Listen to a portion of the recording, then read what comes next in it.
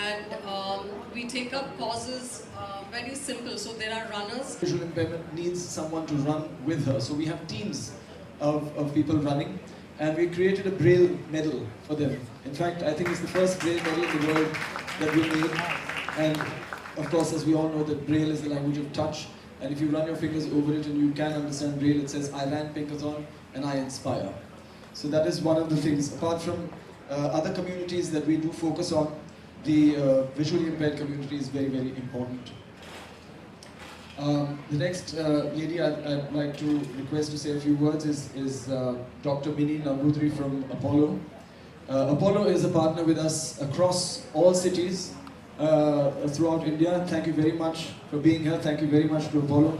And if you could just give them a few bits of, some idea on what it means to have a movement like this. Absolutely. She can just donate it to anybody around her. So that is really a wonderful initiative. Thank you so much, Doctor, and thank you, Apollo. Our next guest, very, very special, my dear friend, Devika Bhojwani. So when we thought of doing this, the Pinkathon 4 years ago, I wanted to promote the idea of a healthy lifestyle for women. You know, that women should pay attention to their health. They don't. It starts with my mother, who, when she's sick, says, oh, nothing's the matter, I'll just have some haldi ka doodh and it'll be fine, and you have that on your channel all the time, I'm sure. But the important thing is that it should change. They should say, no, it's not going to work like that. Today we have so much lifestyle disease that we are afflicted by, right from diabetes and heart disease. Even today a lot of cancers are being called lifestyle diseases. And what do we mean when we call a disease a lifestyle disease? It means that we are adopting a way of life that invites disease. And that we need to change. If we don't change it, we are all going to be saying, okay, I'm 40, I'm going to have diabetes. Okay, I'm 40, I'm going to have a stent. Okay, I'm 40, I'm going to be sick. It doesn't have to be like that. So Devika in fact suggested to me, why don't we start talking first about breast cancer? I knew nothing about it. I didn't even know that Devika had had breast cancer. She was such a close friend of mine. I didn't know that she had had breast cancer and she had beaten breast cancer. That was another thing, that we don't talk about the diseases. We feel embarrassed to talk about the diseases. To say the word breast in India is a taboo. On TV, on your channel also, they have to remove the word breast. We must do something about that, now that we're partners. Yeah, we'll go there. So all these words that the ministry feels are not, not happy words, I don't know what. They just remove those words. You say the word sex, you say the word breast, any of the words that are actually normal, everyday words that we need to be using and talking about, we are not allowed to talk about them. We have to spread awareness that the key to beating issues, to resolving issues, is to talk about them, create awareness so people can make the right choices, informed choices. So I'd like to thank Devika for really teaching me all of these things and being here today. And I realized all this because she hadn't been able to tell me. She didn't tell anybody except her doctor. and she's been with us right from the beginning. So thank you, Devika, for coming, and do share your story with the people here. Milind, it's been wonderful to be part of the Pinkathon movement. I would say it's not just an event, it's a movement. Lakhs of women today, not only... Since the day I met her, and look at her today, absolutely gorgeous. And I know you have a lot to share. Yes, I know, give me the mic. Here you are. I know everyone's expecting me to say a lot, but I feel very small amongst these amazing, incredible women. I feel speechless actually. You're all very, very inspiring sitting here, and thank you, Raj, for being a part of this amazing cause with colours. But I have to say, after hearing you two lovely ladies and your stories about running more than the 10 kilometers, I'm embarrassed now, so I might just want to sit down. But I have to tell you two things before I do. Milind is a bully. He's been since I moved to India. I grew up in Australia where awareness is very big about a lot of things, from pap smears to going to the gynac to getting your breast checked. It was never taboo, so for me, since I was little, I would always be on my way to the doctor, or in school we were taught how to give ourselves a breast check. So I'll start from there. I was 16 and I checked my breast because I was told in school that's what you have to do, and lo and behold I found a lump and I was like, oh my god, what is going to happen now? So I've had 3 lumps removed, but they weren't benign, so thank God. But then my mother got breast cancer and she fought it, and first stage she caught it and she won. She's a survivor as well, but obviously thank you. But because it's now hereditary, I have to make sure that I keep getting checked again and again and again, and that's okay. So when Milind bullied me and said, you're running for my Pinkathon, it wasn't actually the running, it was the breast cancer that it represented, which is what I wanted to run for my mother, because my mum to me is a superwoman. She can do like 500 things at a time, so what's one run for me? And I can't lie, I didn't want to tell him, but I was in LA and the Pinkathon was in like a week and I had to fly back, and he said, I hope you haven't forgotten, and I was like, no, I've been training this whole time. And I got back and my friends made me go out that night, and I was like, oh my god, I have a marathon to run. So no training, no sleep, I hadn't eaten, and it's the worst way to exercise, by the way. Please do not take any of my advice of what I'm giving you. I'm just saying that he's a bully, so I have to be there. And I'm stretching and I'm looking like I'm really ready for this. And Milind's like, so you're good? And he said, everyone's been training for the last 40 days. And I'm like, oh my god, I've never ran 10 kilometers in my life. I don't know what I'm gonna do. And then he puts me right in the center at the start line. There are 5 girls here, 5 girls there, all barefoot. Proper athletic runners. And I'm like, oh my god. So I'm posing, because I don't know what else to do. I'm posing for the camera saying, forget it, let's distract people. And they're all giving me these looks like, oh, this girl is going to be useless. I don't want to be useless in life. So, and there's hundreds of girls behind me all ready to run, and I'm thinking, oh my god, no, it's going to kill me.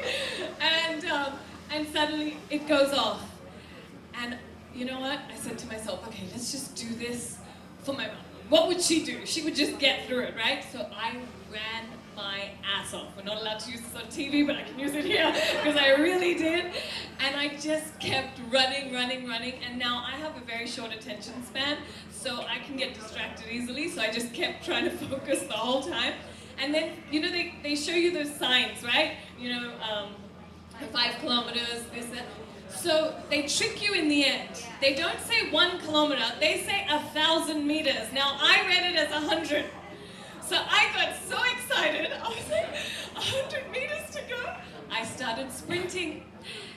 And then I realized, oh my god, that's at 1,000. Now you can't stop because your legs are going to give way, especially if you're not a runner like Milind.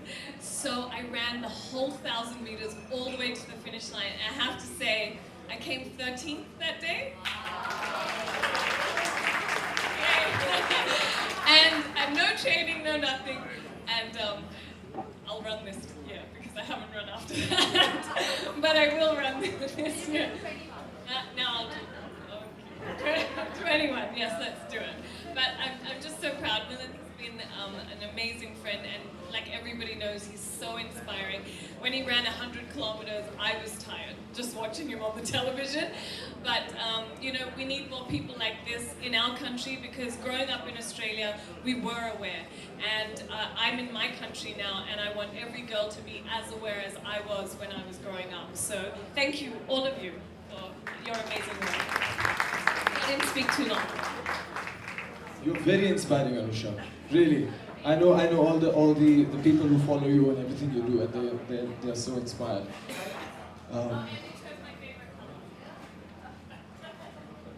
So fit 10K. Go for it.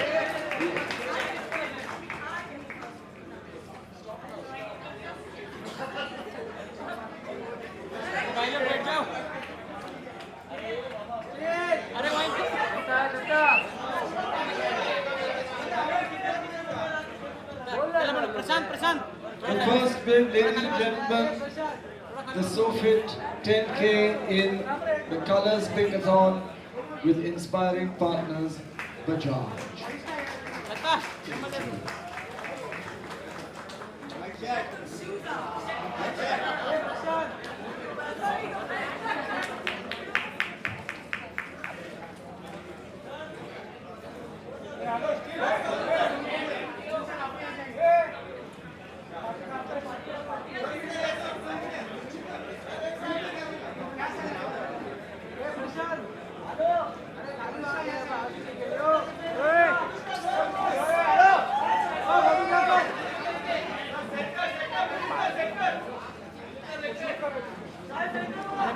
बैठ जाओ यार, अरे बैठो यार।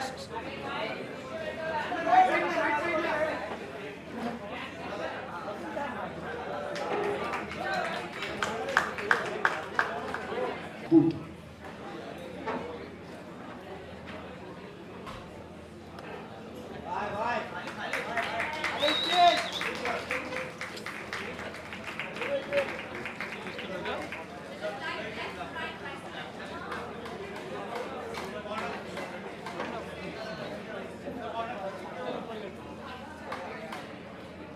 Thank you, thank you.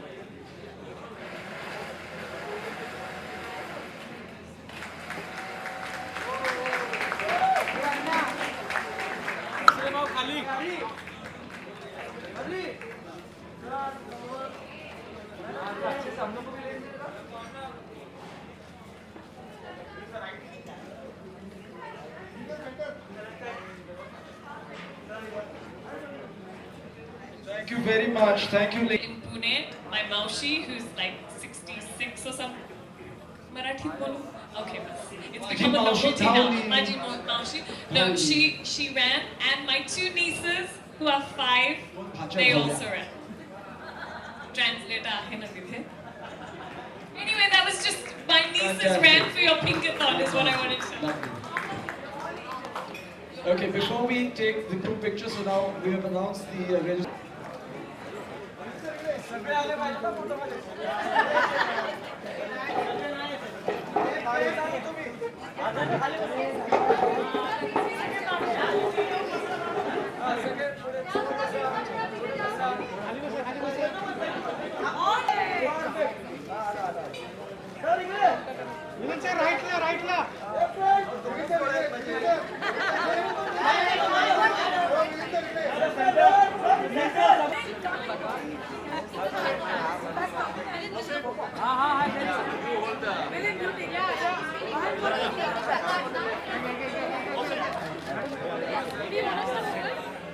राईटला घेणार आपण घेणार